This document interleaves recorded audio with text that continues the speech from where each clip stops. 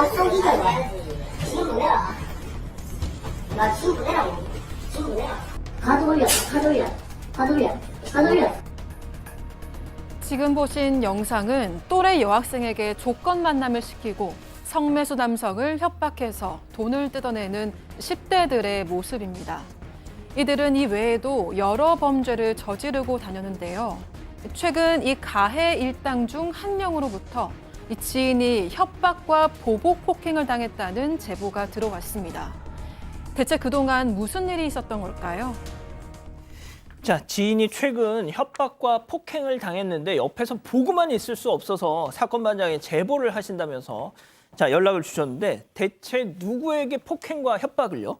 일단 저 지인이라고 했는데 제보를 하신 분은 선생님이고요. 그 피해를 입었다라는 쪽이 고등학교 1학년 학생입니다. 그런데 한때 어울려 다녔던 무리들 중에 한 명에게 협박과 폭행을 당했답니다. 굉장히 심하게 당해서 전치 2주가 나오긴 했는데 지금도 뇌진탕으로 막 구토를 하고 어지럼증을 호소하고 있답니다. 아유. 그래서 선생님이 곁에서 보다 못해서 안타까워서 이 사실을 이제 사건 반장에 제보한 거고요. 뭐 경찰 수사도 진행 중이라고 합니다.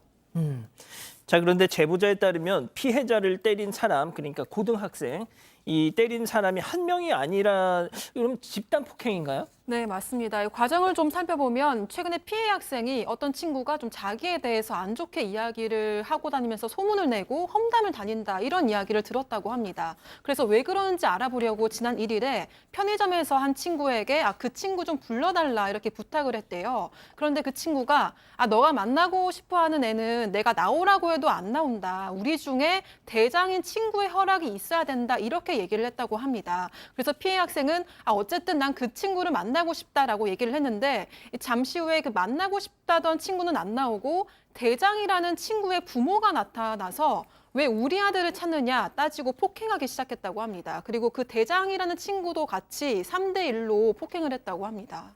지금 영상이 나가고 있는데 뭐 일단 집단 폭행 같아요. 딱 봐도. 자, 나와 관련된 이상한 소문을 내는 그런 친구 좀 만나고 싶다 했더니 정작 그 사람은 안 나오고 다른 친구, 더하기 그 다른 친구의 부모가 나타났다는 겁니다. 결국 또래들 사이에서 대장으로 통한다는 그 친구의 부모까지 아까 보신 것처럼 3대1로 싸움이 붙은 건데요. 뭐 싸움이 아니죠. 일방적인 폭행이죠. 대체 무슨 이유로 이런 일이 있었던 걸까요? 체크포인트 짚어보죠. 자, 방송 인터뷰. 자, 지난달 그 어떤 피해 학생이 한 방송에서 인터뷰를 한 적이 있습니다. 그 피해 고등학생이. 자, 그 이후에 이런 일이 벌어졌다는 거죠. 그래서 저희가 그 제보하셨던 대안학교 선생님을 통해서 피해 고등학생과 직접 얘기를 나눠봤는데요. 자, 폭행 당시 상황 직접 들어보시죠. 저한테 전화가 와가지고 인터뷰한 거 얘기하면서 엄마가 저한테 자꾸 그렇게 기어오르는 거냐고 밖에 나갈 때 조심히 다녀라. 근데 잠깐 나와보라 해서 나갔는데 엄마가 저한테 다가오더니 밀쳤어요. 그래가지고 제가 손대지 마세요라 했는데 옆에 있던 아빠가 제 얼굴을 때려가지고 또 때릴 것 같아서 막으려다가 부딪혔어요. 저기 다 같이 저를 때리기 시작해서 제가 뒷걸음질 치면서 도망가려 했는데 3명이서 달려들면서 저 제압한 상태로 눕혀놓고 아빠, 엄마가 저 계속 밟고 있었어요. 자, 뭐 애들끼리니까 그러려니 합니다. 100번 양보해서. 부모는 왜 거기 끼어가지고 같이 때리는데요? 네, 그래서 저는 정말 놀라가지고 지금 이 기사를 몇 번 읽었어요. 근데 그 부모가 지금 같이 때렸다는 거죠. 그 아들까지 엄마, 아빠, 아들이 지금 한 아이를 저렇게 때렸다는 믿을 수 없는 광경인데요. 지금 얘기한 이 방송 인터뷰에서 좀 설명을 해드리면 한 프로그램에서 방송 프로그램에서 그 또래들을 성매수를 시키고 그 성매수 남성들에게도 돈을 뜯은 10대의 이야기가 방송된 적이 있어요. 근데 거기서 피해자 여학생이 나왔는데 지금 오늘의 피해자 이 남학생이 그때 그 여학생에게 힘을 실어주는 인터뷰를 했어요. 근데 이 친구도 예전에 그 나쁜 가해자들과 어울린 적이 있었기 때문에 증언을 한 것이었습니다. 근데 이제 그렇게 하고 방송은 끝났는데 그 후에 또 친구들한테서 이런 소문이 들었어요.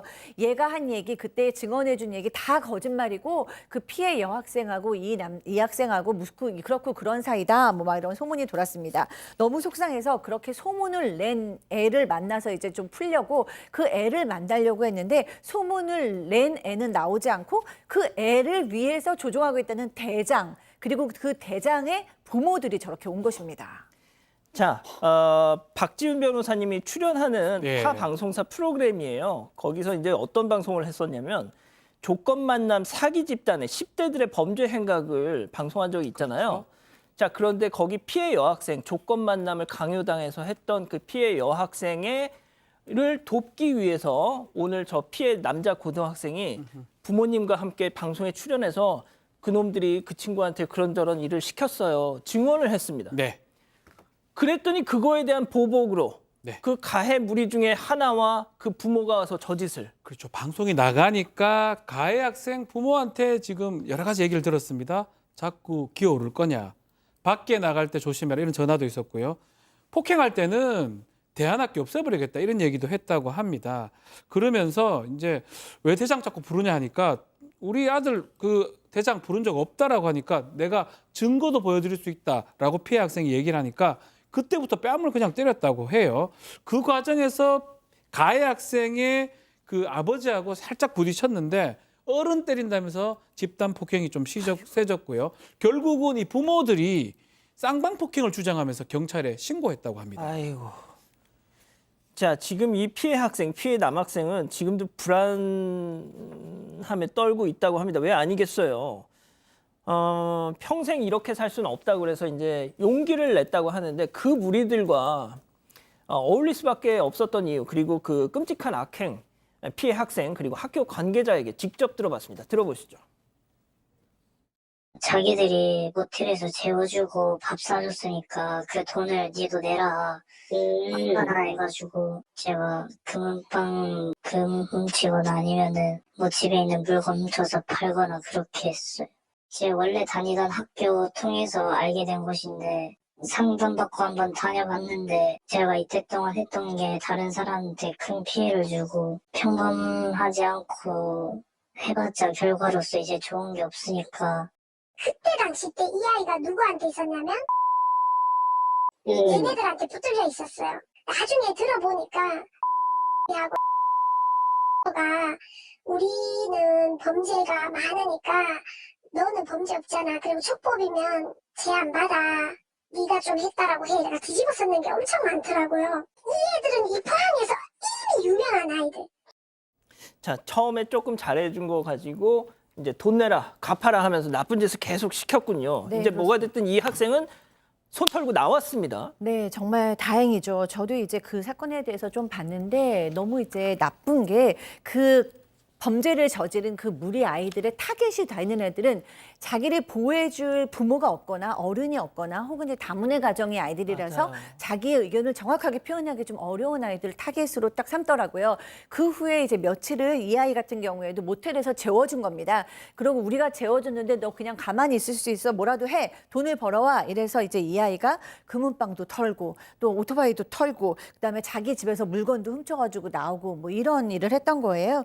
근데 나중에 이제 걸리고 나서는 그 중에 어떤 성인도 있었답니다. 그 가해 무리 중에서는 성인도 있었는데 이 성인이 너는 촉법 소년이니까 네가 다 뒤집어 써라. 그래야 너는 이제 크게 죄도 안 받는다. 이래서 더 억울하게 많이 벌도 받았다고 해요.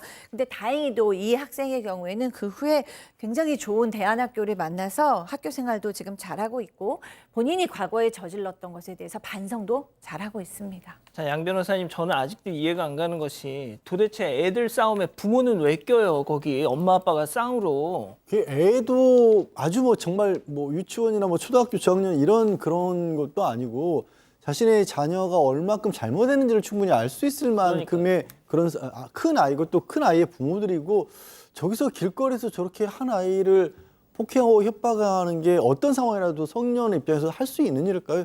이해할 수 없는 상황이고요. 지금 이미 저 사건 자체로 경찰에서 뭐 저쪽에 쌍방폭행을 주장하고 있다고 하더라도 이미 조사에 들어갔거든요. 이 상황에서 다시 만약에 보복이나 폭행을 하면 이제 정말로 특가법상의 보복폭행에 해당할 수 있습니다. 그거는 10년 이상 징역형까지 주는 굉장히 무거운 범죄이고 또 공론화됐기 때문에 혹시라도 뭐 이걸 가지고 또 나쁜 생각은 절대 법적으로도 하지 말고요. 그 전에 도의적으로 저런 행동을 하시면 안 되죠. 그러니까 말입니다.